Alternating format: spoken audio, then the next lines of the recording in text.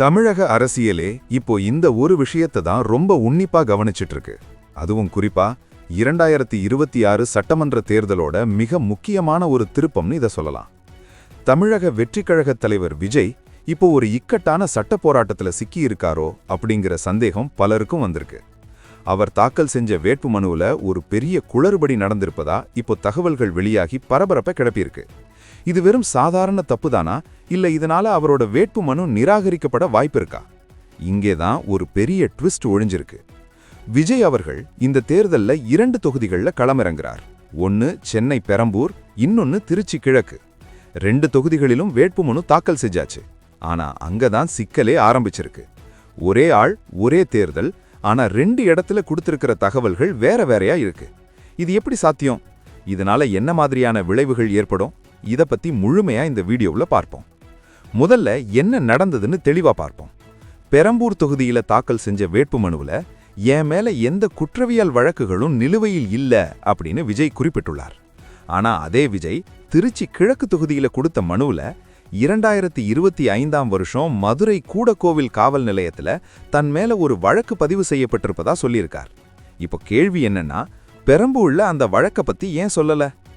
தேர்தல் ஆணையத்தோட விதிமுறைப்படி ஒரு வேட்பாளர் தன் மேல இருக்கிற எல்லா வழக்குகளையும் மறைக்காம சொல்லணும். ஒருவேளை முக்கியமான தகவல்களை மறைச்சாலோ இல்ல முரணான தகவல்களை கொடுத்தாலோ அந்த வேட்புமனுவை நிராகரிக்க தேர்தல் அதிகாரிக்கு முழு அதிகாரம் உண்டு. இப்போ சமூக வலைதளங்கள்ல பலரும் கேட்கிற கேள்வி இதுதான்: விஜய் அவசரப்பட்டுட்டாரா, இல்ல அவரோட சட்டக்குழு இதை கவனிக்காம விட்டுட்டாங்களா?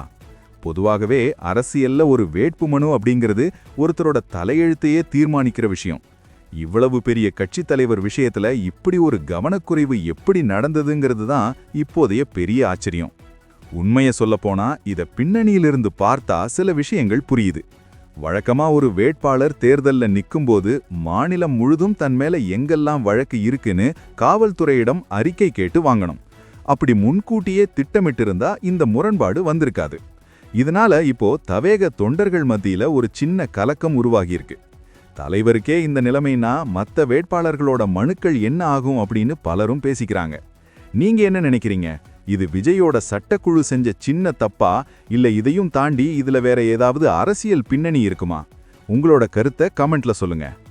சரி, இப்போ இதுல இருந்து தப்பிக்க வழியே இல்லையா அப்படின்னு கேட்டா கண்டிப்பா இருக்கு.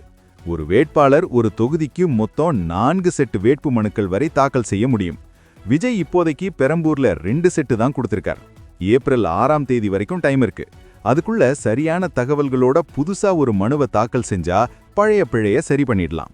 ஆனா இங்க கவனிக்க வேண்டிய விஷயம் என்னன்னா, அரசியல் எதிரிகளுக்கு இது ஒரு பெரிய ஆயுதமா கிடைச்சிருக்கு. சட்ட நுணுக்கங்களே தெரியாம எப்படி நாட்டை ஆள போறாங்க அப்படின்னு விமர்சனங்கள் இப்பவே கிளம்ப ஆரம்பிச்சிருச்சு. அரசியல்ல வேகம் மட்டும் பத்தாது, விவேகமும் ரொம்ப முக்கியம்னு பெரியவங்க சும்மாவா சொன்னாங்க.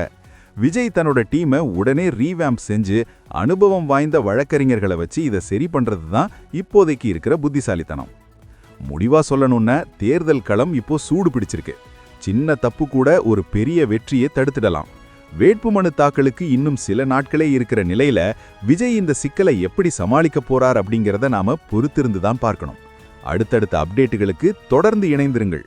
ஒரு விஷயம் மட்டும் உறுதி: 2026 தேர்தல் களம் நாம எதிர்பார்க்காத பல திருப்பங்களை இன்னும் வச்சிருக்கு. மீண்டும் சந்திப்போம். நன்றி.